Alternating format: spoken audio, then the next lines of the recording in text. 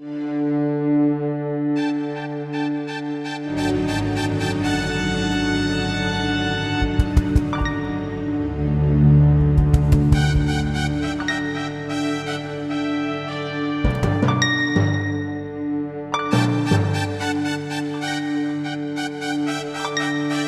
guerrilheiro urbano é um homem que luta contra uma ditadura militar com armas, utilizando métodos não convencionais.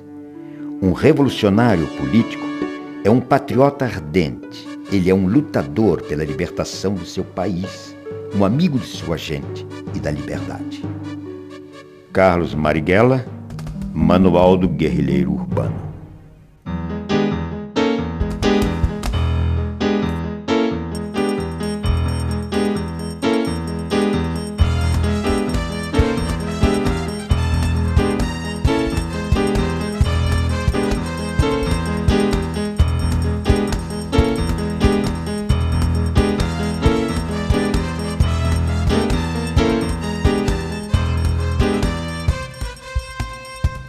Poeta, estudioso, né? Rebelde, brincalhão, duro, coerente.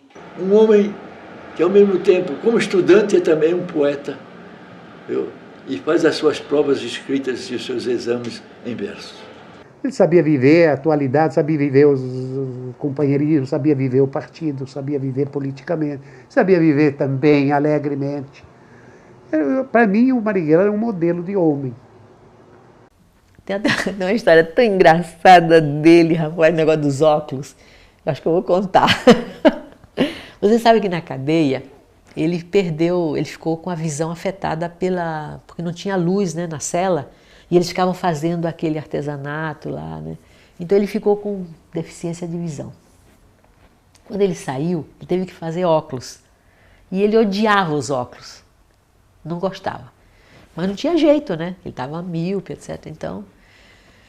Só que como ele não gostava, ele vivia tirando os óculos. E aí perdia, quebrava, caía, né? Mas ele tinha uma raiva dos óculos que você não pode imaginar.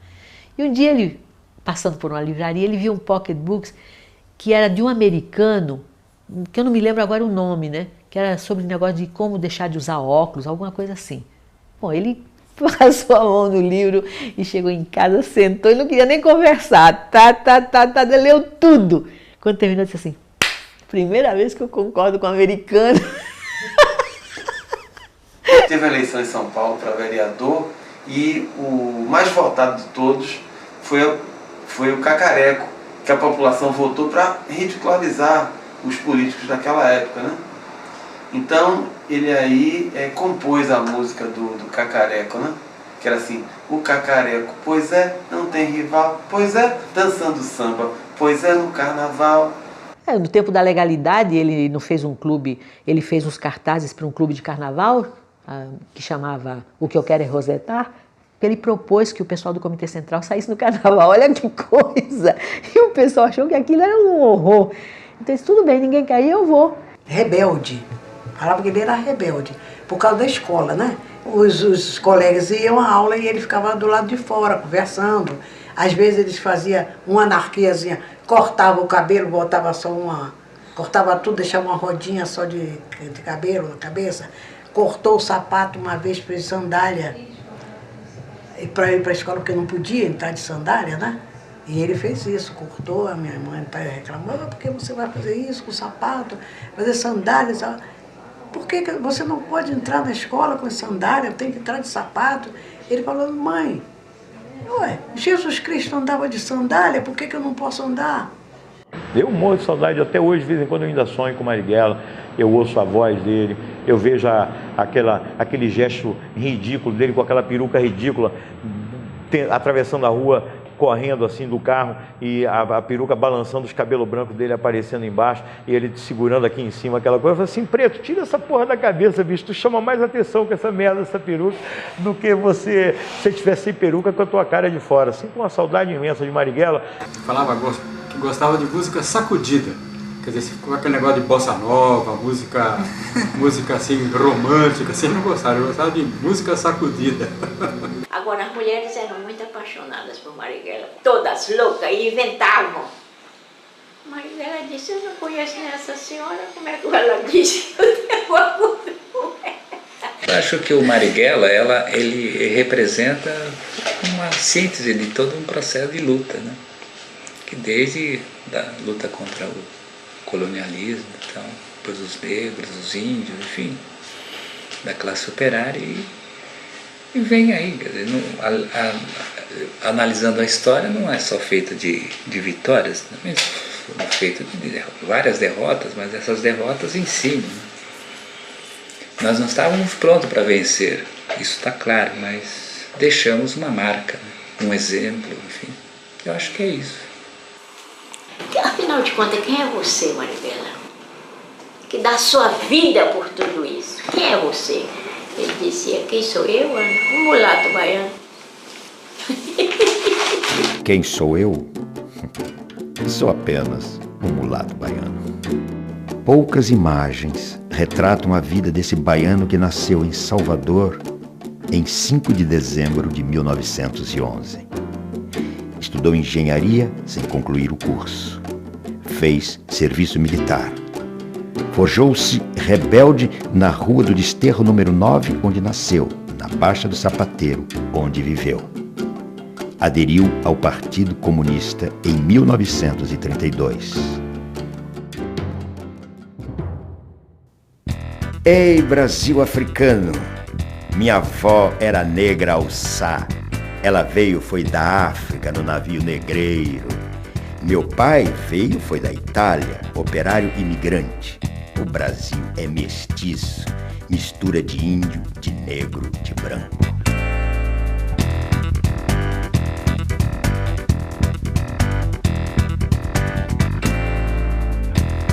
Quem fez o Brasil foi o trabalho de negro, de escravo, de escrava, com banzo, sem banzo. Mas lá na senzala, o filão do Brasil veio de lá, foi da África.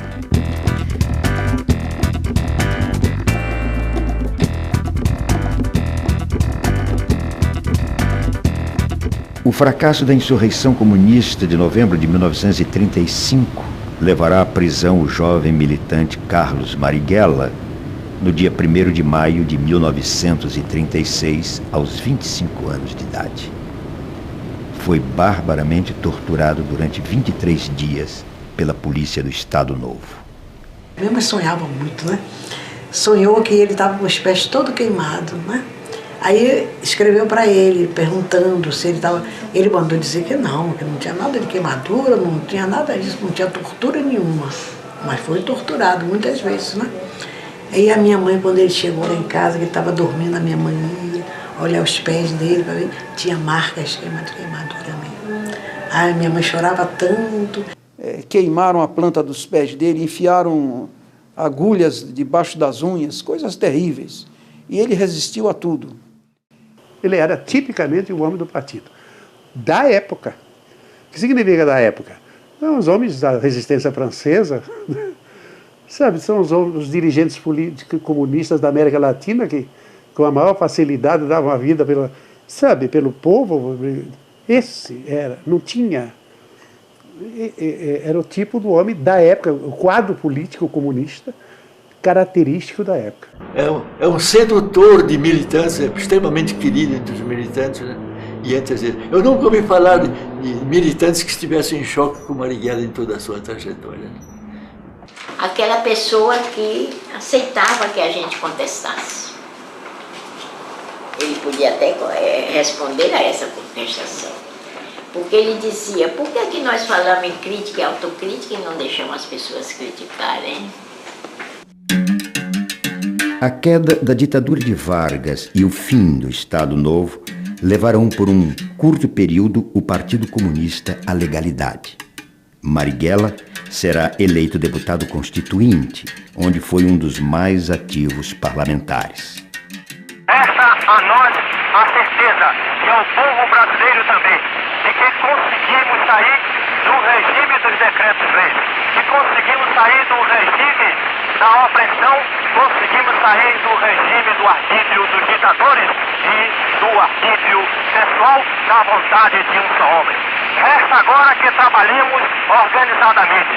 todos nós, o povo todo o proletariado, que os trabalhadores procurem organizar-se sindicalmente, que o Congresso Sindical dos Trabalhadores possa cumprir as suas finalidades e que, com uma Confederação Geral de Trabalhadores do Brasil, possamos fazer com que esta Constituição, que foi votada numa Assembleia Constituinte, cujos poderes emanaram do povo soberano, possamos assim fazer com que ela seja cumprida e com que seja defendida intransigentemente por todos aqueles que compreendem que o que nos resta é marchar a passos largos para consolidar a democracia em nossa pátria. Muito obrigado, senhor deputado Carlos Marighella, cuja palavra acaba de ser irradiada para toda a nação brasileira no momento exato em que está sendo assinada a nova Carta Constitucional da República do Brasil. Quando ele saiu e foi eleito deputado federal, ele foi no parlamento um revolucionário. Ele usou o parlamento como trincheira de debate, que era a forma de agir naquele momento. Quando voltamos, encontramos um partido comunista legal, anistia, né? Pré-senador, 16 deputados, câmaras de vereadores com maioria de vereadores comunistas, como em Recife, como em Santos, como no Rio de Janeiro e tudo mais, e uma sede legal do Partido Comunista, né? Coisa muito diferente, né, que vamos encontrar. Então eu vou encontrar Marighella como um membro da direção, mas de maneira muito longínqua, porque ele está no parlamento, é aquele jovem parlamentar, viu, inteligente e criativo. Cumpri pena de 7 anos e meio de prisão durante o Estado Novo. Fui anistiado em 1945 e eleito deputado à Assembleia Constituinte como representante do Partido Comunista. Em 1948, fui expulso do parlamento juntamente com os demais membros da bancada comunista, quando já então a Constituição de 1945, elaborada com a participação dos comunistas, estava promulgada e desde o momento da cassação de nossos mandatos, também flagrantemente violada. O Partido Comunista é cassado e Marighella volta à clandestinidade. Será o responsável pelo setor de agitação e propaganda do partido.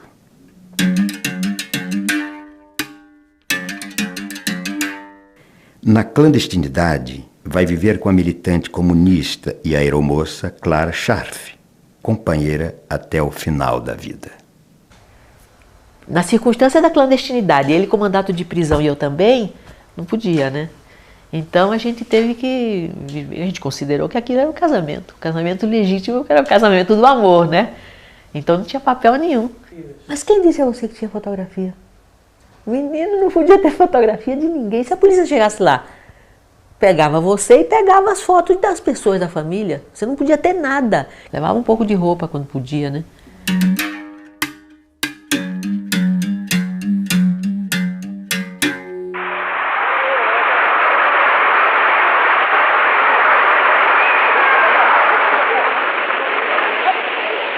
Prometo manter, defender e cumprir a Constituição da República, observar as suas leis, promover o bem geral do Brasil, sustentar-lhe a união, a integridade e a independência.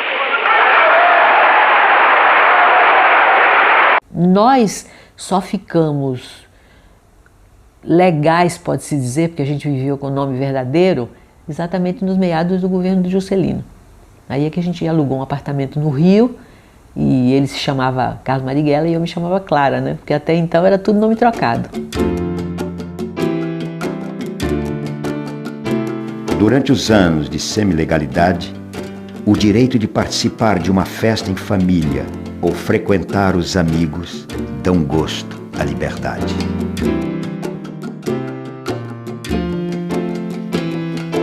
A desestalinização pega Marighella no contrapé. Fica surpreso com a denúncia dos crimes de Stalin. Ele chorou. Uma coisa que difícil de acreditar, né? Marighella chorando, né? Mas ele... isso eu sei porque eu assisti essa reunião. Quando os jornais começaram a publicar a denúncia do relatório do Khrushchev, né? Que era o famoso 20º Congresso do Partido Comunista da União Soviética, os jornais começaram a dar. Eu me lembro do Estadão, né? E todo mundo dizia, imagine, isso é mentira, isso não aconteceu nunca, isso aí é obra do imperialismo, aquelas coisas que a gente dizia, não acreditava em nada, né? Mas todo mundo angustiado para saber se era verdade, se não era verdade, tanto que o partido mandou o Arruda à União Soviética para saber se aquilo era verdade ou não. E aí fizeram uma reunião do Comitê Central para o Arruda dar as informações, quando ele voltou. E essa reunião é uma reunião dramática, viu? Quando aquilo foi confirmado, foi como se parecia uma bomba, né, em cima de todo mundo. As reações foram muito diferentes. Essa reunião provocou depois a saída do Jorge Amado, a saída do Agildo Ribeiro. Muita gente saiu do partido naquela época, começou a sair, depois que ficou confirmado, né? Então, o Marighella, na hora que foi falar, ele chorou, todo mundo. Todo mundo ficou... Até o Agildo veio conversar com ele, o Astrogildo, né? Ele ficou... Mas, quer dizer, era um choro de... Sabe quando você acredita numa coisa, que depois você vê aquilo ruir?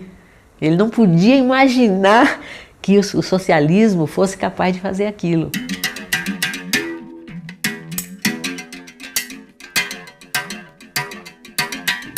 O PCB contava com o seu fortalecimento no quadro das forças que apoiavam Jango, o que lhe daria a recuperação do estatuto de partido legal, que ele ainda não conseguiu ser, e de aumentar, é claro, a sua influência, que naquele período, naquele momento, era grande no meio da esquerda, digamos, de inclinação mais revolucionária. Com o alto testemunho da nação e com a solidariedade do povo, reafirma seus propósitos inabaláveis de lutar com todas as suas forças pela reforma da sociedade brasileira, não apenas pela reforma agrária, mas pela reforma tributária, pela reforma eleitoral ampla, pelo voto do analfabeto, pela elegibilidade de todos os brasileiros, pela pureza da vida democrática, pela emancipação econômica, pela justiça social e ao lado do povo, pelo progresso do Brasil.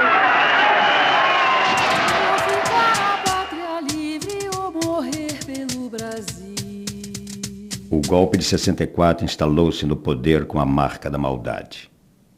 Já no 1º de abril, primeiro dia do golpe, o dirigente camponês e ex-deputado constituinte pelo Partido Comunista, Gregório Bezerra, foi arrastado pelas ruas de Recife, humilhado, espancado e preso. Em maio de 64, policiais vão prender Marighella num cinema no Rio de Janeiro. Marighella resiste, reage. Recebe um tiro no peito.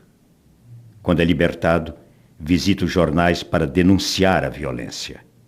Escreve o livro Por que Resisti à Prisão. Prega a resistência à ditadura. Os brasileiros estão diante de uma alternativa. Ou resistem à situação criada com o golpe de 1º de abril, ou se conformam com ela. O conformismo é a morte. Várias vezes ele me disse que a vida dele não tinha importância, que se ele morresse, a luta continuaria. E várias vezes ele me disse, eles não me pegaram vivo. E ele citava sempre o fato de que ele tinha, já a primeira vez, logo depois, ele insistia muito nisso, né? Que a atitude que ele teve quando tentaram prender logo depois do golpe de Estado de 64, a atitude de tentativa de resistência à prisão, que ele quis dar ali um exemplo. E esse exemplo se dirigia aos seus companheiros do partido, que era preciso resistir à ditadura. Mas resistir resistindo. Sou comunista. Sou dirigente comunista. Não me abdicarei jamais de minha condição de comunista. Esse direito eu o tenho assegurado pela Constituição. Não há força humana que me possa afastar do ideal que abracei. É uma questão de convicção. Minhas ideias estão expostas em artigos e trabalhos escritos. São coisas públicas e legais, do conhecimento de todo o mundo, obviamente também da polícia.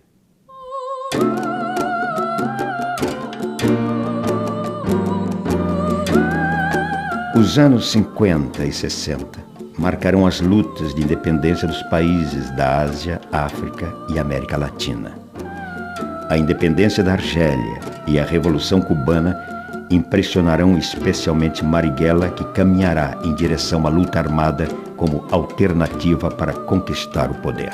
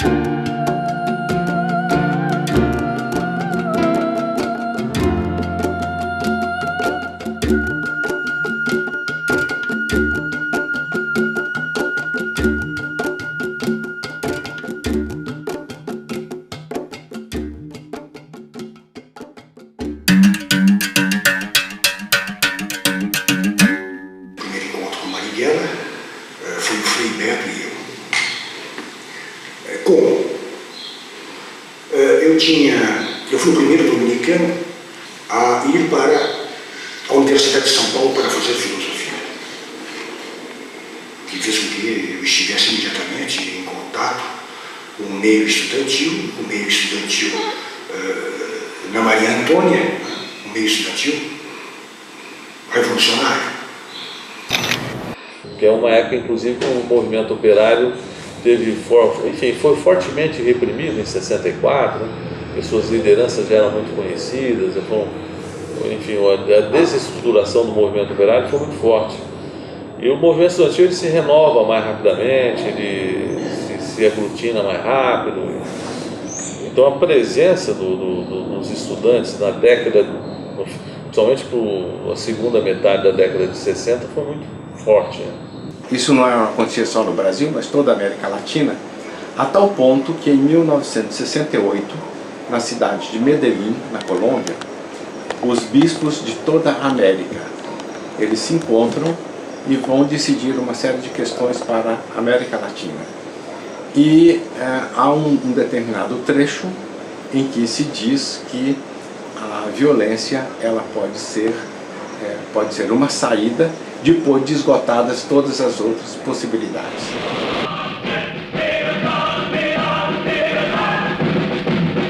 No hay duda que la ola se ha vuelto muy importante. Nos encontramos sentados frente a Marighella, nos hable acerca de la situación actual en su país. Há várias organizações, agrupamentos, correntes e forças outras que defendem uma posição revolucionária, que estão dispostas a ir à luta armada, que têm a convicção de que o caminho brasileiro para a salvação de nosso povo é a luta armada e que podem realizá-la.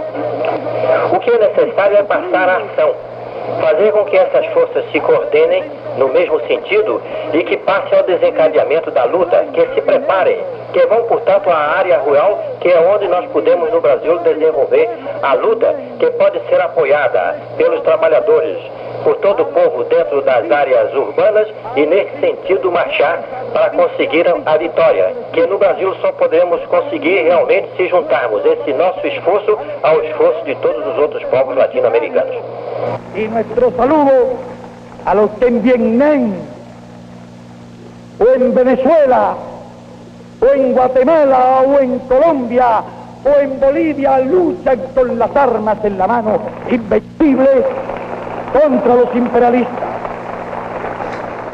Volta de Cuba e da Conferência da OLAS e o Comitê Central se transforma no tribunal contra ele. Os elementos mais próximos dele, somos muito poucos, né? Os 6 a 7, né? Dependemos de Marighella de maneira muito ardente, né? Mas ele é afastado do Comitê Central, né? Sem ser afastado do partido, né? E nesse momento ele já prepara a luta armada numa organização independente. E, inicialmente ele colocou a Clara na minha casa, na nossa casa, né? A Clara. E depois, posteriormente, eu aluguei um apartamento na Martim Francisco, onde também ele ficava sozinho, né? E às vezes eu ia pegá-lo e eu levava até a minha casa, que era na São Vicente de Paula, onde eu morava com minha mulher, minha filha. O outro apartamento era só um aparelho, né? Às vezes eu levava minha mulher, minha irmã, coisa assim, para o porteiro de noite pensar que era apartamento de viração, porque senão ficava um homem entra e sai sozinho, fica um negócio meio apartamento pequeno, sabe? Era quarto, sala, né? A não ser, ele usava uma peruca simplesmente horrível, né? Ele pegou uma peruca de mulher, cortou, né? Quer dizer, de noite não dava para ver, mas de dia realmente era Foi a sua irmã que cortou. Apesar de que ele andava mais, era de noite mesmo, né? Só fazia os pontos andando, né? Exatamente para não... Porque a pessoa andando cruza, não chama atenção, né? Como a pessoa fica parada, o outro fica olhando. Conversava de música, sei lá, conversava de poesia. Ele gostava muito de fazer, né? Ele gostava do Castro Alves, a gente ficava conversando assim. Não fazia grandes discussões políticas, né? A gente fazer uma conversa leve, né? Marighella torna-se uma sombra sem imagens. Vai recrutar jovens estudantes e velhos comunistas para organizar a Ação Libertadora Nacional, ALN. Da minha geração que pegou em armas foi fundamentalmente uma luta contra a tirania, contra a ditadura pelas liberdades democráticas. Esse foi o grande fator de unidade do processo. Tanto assim, eu, por exemplo, nunca fui comunista. Claro que nós estudávamos, líamos o Marx, Engels, todos os Guerra, enfim, Ho Chi Minh, tudo que podia ser. Che Guevara foi um grande inspirador, né, da maioria dos companheiros nossos, né? Mas não havia, por exemplo, o nosso grupo não tinha uma formação, não foi uma dissidência do Partido Comunista como foi o Marighella, né? Olha, o grande embate da esquerda na época, as grandes diferenças, né, das organizações, estava exatamente nessa questão estratégica. Alguns acreditavam que o momento era para uma revolução socialista e outros acreditavam que o momento era de libertação nacional, mais nacionalista, com a possibilidade de integração, né, de forças anti-imperialistas, nacionalistas e antiditaduras. E a ILN acreditava nisso, a Marighella acreditava nisso, nós também. Em 67, 68 a gente já está em alguma atuação política, crítica à ditadura, mas vai ser mais 68, início de 69 que vai ter a ligação com o Marighella. Primeiro foi Oswaldo, depois Oswaldo e Beto entraram em contato com, eu acho que chamavam ele na época de Menezes.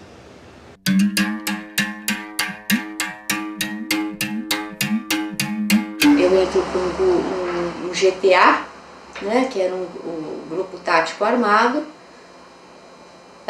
em que a gente começava um treinamento da guerrilha urbana e fazendo pequenas ações. E no final, no começo de 69, a gente já estava fazendo assim ações bastante importantes, ações que abalaram até enfim, a situação política, né? Que ações, por exemplo? Bom, então, além de expropriações, a ação da Rádio Nacional. Fizemos um planejamento de tomar a Rádio Nacional, aqui em São Paulo. Na época era, como é até hoje, uma das emissoras mais ouvidas, de maior audiência, para a divulgação de um manifesto, e o manifesto foi redigido pelo Carlos Marighella, né? Foi uma ação assim que foi um enorme, foi uma convulsão. Todo o pessoal de esquerda ficou maravilhado, achando que realmente a tomada do poder ia ser no dia seguinte, né? E que se anunciava a ida para o campo. Nós dizemos tomar a cidade, queimar os títulos de propriedade do cartório de imóvel lá e tal, e fazer aqueles discursos e distribuir panfletos, e o ano da guerrilha rural anunciado e tal, né? Eu cheguei a fazer um curso no Parque da Água Branca para aprender a curtir couro, né? A gente fez um curso também parece brincadeira, de criação de coelho, né? De conicultura, mas você juntando uma coisa a outra, juntando o curso de curtir couro com o curso de coelho, ajudaria muito, isso na nossa cabeça, né? A gente imagina, a visão romântica de que pelo menos sem sapato nós não ficaríamos, né? A gente teria como, saberia fazer, então era esse tipo de aprendizado que a gente tinha. Todas as armas que o Lamarca tirou de Quitaúna ficaram comigo. Tem um quarto do porão, na garagem do edifício, guardava aquelas malas, as malas dos condôminos, dos proprietários, que é o edifício de classe média alta, né? E nesse mesmo quarto estavam todas as dinamites.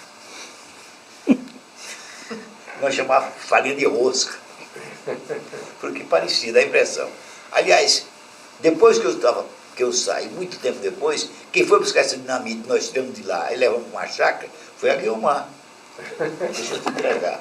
A Guiomar e Câmara Ferreira, Toledo. Minha primeira ação foi expropriar essa farinha de rosca aí.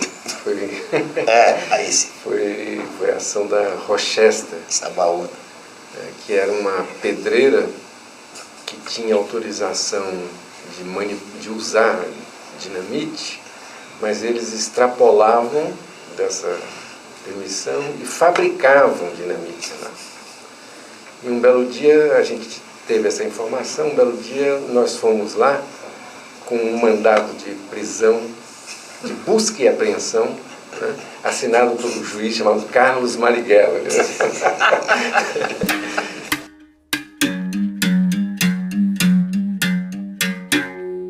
Ele foi capturado, ele não foi sequestrado, né? Sequestro é outro tipo de crime, é um crime comum, né? O que nós fizemos ali com ele foi nós capturamos um embaixador de um país aliado e até mais do que aliado de uma ditadura que oprimia a gente. Então nós não participamos do sequestro. E por necessidade militar da ação, nós o capturamos embaixo no Botafogo, subimos logo em seguida um morro na Tijuca, né, para poder fazer a mudança de carro. E lá em cima ainda estava se construindo, tinha muita mata ainda, tal. Lá em cima ele ficou preocupado em ser assassinado, em morrer ali. E teve uma reação que foi a pior possível, que foi a de tentar desarmar o companheiro que estava do lado dele, que era o Virgílio. Estava eu e o Virgílio imobilizando ele, né? Ele segurou na arma do Virgílio e começou a se engalfinhar ali, e o desfecho daquilo não ia ser boa coisa, eu raciocinei. Podia ter um tiro acidental ali, lógico, né? Que é frequente nesse tipo de situação. Então eu tive que dar uma coronhada nele para que ele caísse na real, pusesse o pé no chão, né? E eu fiz isso, eu dei essa coronhada nele, ele, na hora ele parou e percebeu, e aí a ação se desenvolveu naturalmente. Pois bem, na casa ele me pediu desculpa por ele ter tido aquela reação, é que ele não sabia que nós éramos o grupo que ele estava constatando ser. Não existiu aquela tensão de quem vai matar o embaixador, não existiu aquilo. Por que que não existiu? Porque a ação nasceu vitoriosa. A primeira das exigências da ação era a quebra da censura da ditadura e a divulgação do nosso manifesto. E nós estávamos ainda no percurso, indo para casa, o manifesto já estava sendo lido. Quer dizer, antes de nós chegarmos na casa, ou no momento imediato da chegada à nossa casa, nós já sabíamos que a ação tinha sido vitoriosa. Demorou 4 dias em função de toda a tramitação, de toda a negociação que foi sendo feita, né? Da divulgação da lista, do atendimento de outras exigências, enfim. Foi um tempo natural da ação, mas ela foi vitoriosa a partir do primeiro momento. Então não se discutiu nunca a hipótese de matar o embaixador, de a gente ser derrotado naquela ação. E aí isso chamou a repressão e nós não tínhamos força para aguentar essa. E você pode ver o que o sequestro do embaixador americano foi a gota d'água. Joaquim Câmara Ferreira, o Toledo, era favorável e defendeu isso. Ele falou, então faz. Agora, evidentemente, Marighella tinha uma grandeza política que a partir do momento em que a ação foi feita, ele apoiou a ação, né? É uma ação da nossa organização, ele apoiou e conclamou a organização a apoiar. Mas ele defendeu isso, e eu ouvi da própria boca do Marighella que não era momento de se fazer uma ação como o sequestro do embaixador americano que ia assodar o poder contra nós. E foi o que aconteceu. Não é bem assim. Porque ele chegou na reunião realmente criticando a ação, criticando alguns aspectos da coisa. Quais, por exemplo? Ele não está sabendo, o primeiro deles. Ele e a organização não está sabendo, a organização como um todo não está sabendo. Por quê? Porque nós tínhamos uma série de companheiros no Rio de Janeiro que não estavam avisados e que foram pegos de surpresa. Realmente foi um erro não ter falado. Ele estava correto nesse tipo de crítica, né? Então a crítica dele era parcial. E outra, a importância da ação, e ele também como comandante não está sabendo. Mas aí nós argumentamos com uma única coisa, nós argumentamos com Carlos Marighella, né? Nós falamos, olha, ninguém precisa pedir licença, ninguém para fazer um ato revolucionário, né? E aí, que é uma máxima dele, né? E na hora ele concordou realmente. Ele fez uma série de críticas, né, ao processo e uma visão de que tinha que tirar a organização da cidade, né? Tinha que ir para aquilo que era a proposta, que eram os focos insurrecionais, né, no campo, e ao mesmo tempo voltar a organização para a luta operária, para a luta estudantil, né? Ele até reestruturou, né? Eu lembro que nesse momento ele me deu uma incumbência que era a organização operária, né? Ele colocava muita esperança nos quadros que estavam sendo treinados fora, né? E tinha preocupação de retirar todo mundo daqui que estava queimado, né? Já estava identificado, colocar para fora para fazer treinamento e depois retomar o processo no campo. Cadê o jornal? Eu lembro bem disso, né? Não tem um jornal? Cadê um jornal? Que revolução vocês estão fazendo? Vocês não têm nenhum jornal. Era a forma dele dizer, vocês se afastaram da luta política, vocês se afastaram desse convencimento, né? Nós fundíamos gente, nós arrumávamos dinheiro para o pessoal viajar, conseguimos condução para o pessoal viajar, né? Ajudávamos pessoas que precisavam de tratamento médico e enfim, tudo isso a gente conseguia. Mas isso aí, digamos assim, eram tarefas necessárias, mas não eram as tarefas primordiais. A tarefa primordial era de preparar o cristão, né, um grupo de cristãos para a militância revolucionária. Quando o GTA caiu, Marighella ficou extremamente preocupado com a situação. Ele ficou muito abalado. Por quê? Porque o GTA estava se preparando, era o grupo melhor treinado e era o grupo que estava se preparando para ir para o campo. Então ele sabia que a cidade tinha uma situação muito complicada em que a gente estava cercado e não tinha como sair desse cerco. Esse foi o primeiro erro, foi a primeira vez que a gente cometeu esse erro de falar pelo telefone, porque a gente jamais falava pelo telefone do convento. Nesse dia, por milhares de razões, não foi possível telefonar de outro lugar, e aí nós, como é que a gente chama isso? Estou esquecendo o nome, quando a gente comete um erro de segurança.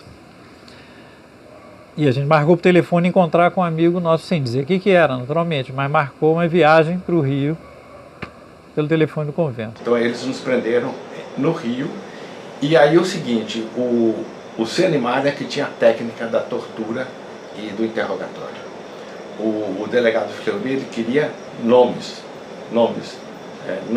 dinheiro, aparelho, era isso que ele queria. Ele estava no Rio de Janeiro, ele torturou pessoalmente? Ele foi para o Rio de Janeiro. Ele torturou pessoalmente. Ele torturou pessoalmente, sim, ele sim. E o interrogatório começa com vocês, com essa afirmação, vocês são base fixa do Marighella. E, por exemplo, nós não sabíamos quando é que ia ser um novo contato Marighella conosco. Nós tínhamos tido um contato algo como 15 ou 20 dias antes, portanto não era esperável tão cedo um novo contato, que em geral demorava algo como um mês. Não era regular, não tinha regularidade, mas era em torno de um mês. E eles repetiam muito que, mas vocês vão ter contato proximamente, né? Não, vocês vão ter contato proximamente, porque ele está muito perseguido, está muito acuado, vai procurar vocês, vai precisar de vocês.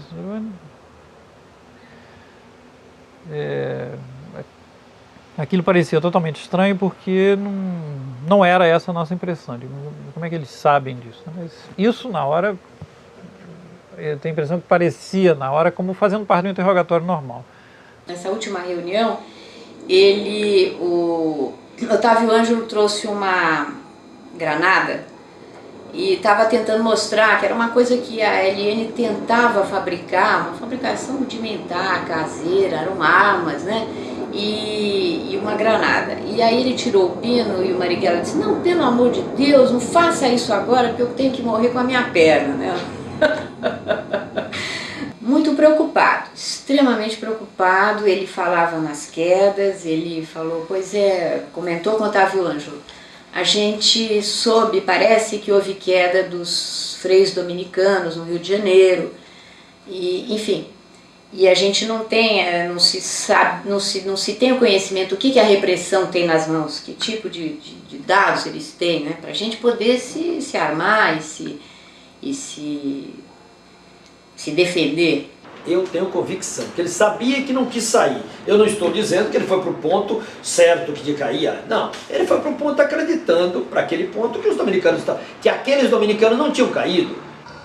E contrariando as normas, assim, pois ele nunca tinha me pedido isso, ele pediu que eu ligasse para os dominicanos, né, marcando na tipografia, no encontro na tipografia, né? E aí quando foi à tarde eu liguei, marcando o encontro, foi um encontro, né? E você não sentiu nada de anormal, né?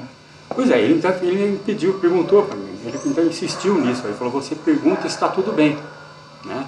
Eu telefonei, reconheci a voz do Frei Fernando, né? Aí eu ainda perguntei, está tudo bem? Ele falou, está tudo bem. Então... Eu não fui o herói, eu não fui o santo, eu não fui o mártir, eu falei, eu não aguentei na tortura, falei, como a maioria das pessoas falou, né? Agora, o que para mim pessoalmente é convicção, é de que não fui eu que fui o primeiro a falar. Para mim, eu não fui o primeiro a falar. Eu acho muita coisa já apareceu, né, de pessoas que fizeram esse elo de ligação, mas eu acho que ainda falta elementos. Quer dizer, às 8 horas, então, ele teria o ponto com os freis.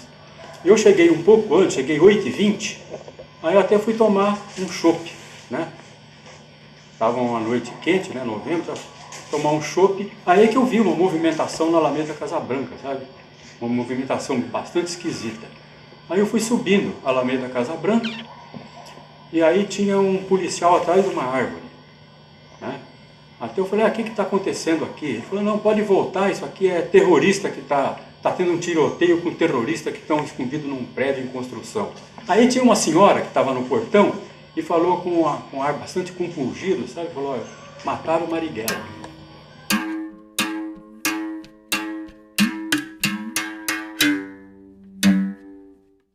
É preciso não ter medo.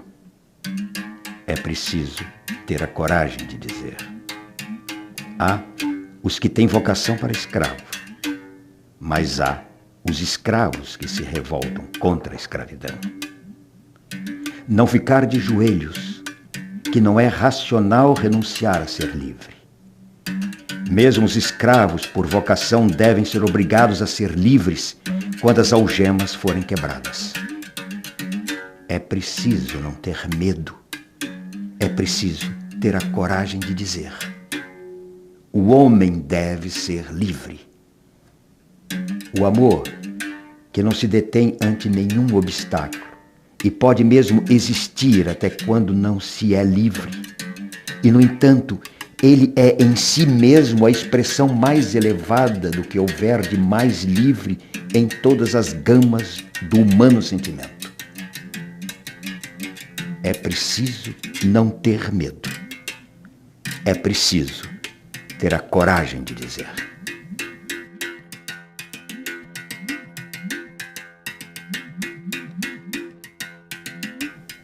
Marighella morre às 20 horas do dia 4 de novembro de 1969, aos 58 anos de vida, na Alameda Casa Branca, em São Paulo.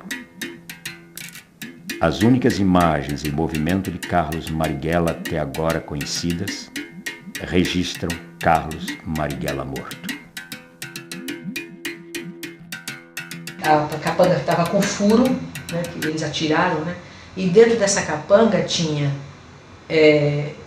um aparelho de barbear, que ele carregava, né, quando ele saía, e um lápis, uma coisa qualquer lá para anotar, não sei se tinha algum documento, e um revólver, o tal do revólver que eles diziam que ele tinha dado tiro. E depois foi feita a análise da arma e ficou provado que ele não tinha usado.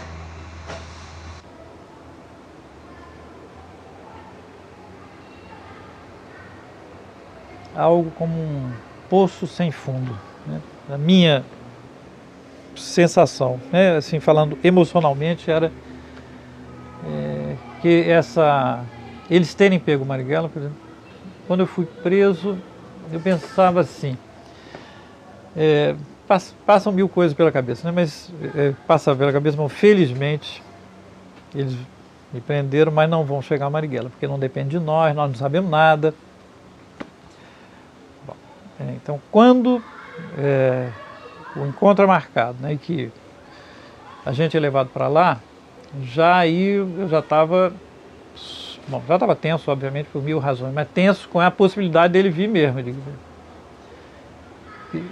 Então, quando acontece isso, foi assim um desastre, né? Só vivendo no clima da época para a gente... a última coisa que podia acontecer era atingir o Marighella, né? E atingir, né? Através de nós, né? Que a gente serviu de isca mesmo.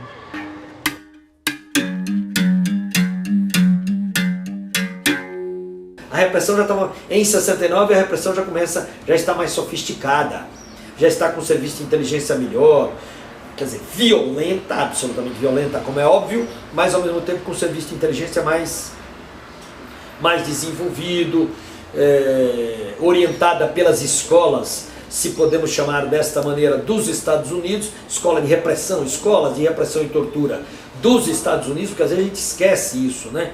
Que a tortura nem é um fenômeno brasileiro. A tortura vem a orientação e o serviço de inteligência dos Estados Unidos, da Inglaterra, da Alemanha e de Israel. Special Forces soldiers take their jungle training in the Everglades of Florida and in the Panama Canal Zone. One of the subjects... Os Estados Unidos ensinarão no Panamá sabotagem, atentados e tortura a militares e policiais do continente que farão parte dos grupos de terroristas de Estado que matarão políticos, torturarão militantes e sabotarão a democracia.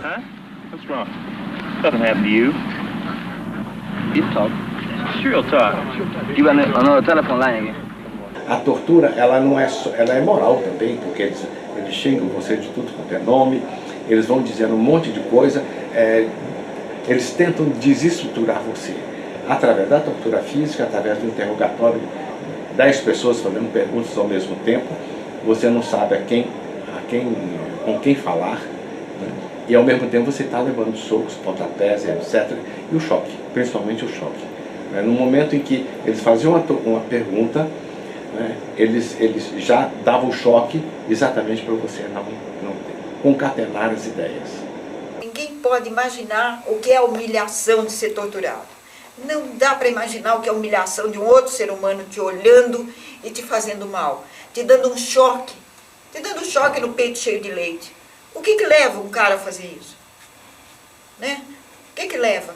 Até hoje eu não consigo entender, mas eu não quero conversar com os meus torturadores, eu não quero perguntar, eu não quero saber da vida deles, não é? Militantes políticos presos com vida são devolvidos às suas famílias mortos em caixões lacrados. As imagens revelam as razões e a forma de ação do Estado repressivo. Revelam quem de fato praticou o terror.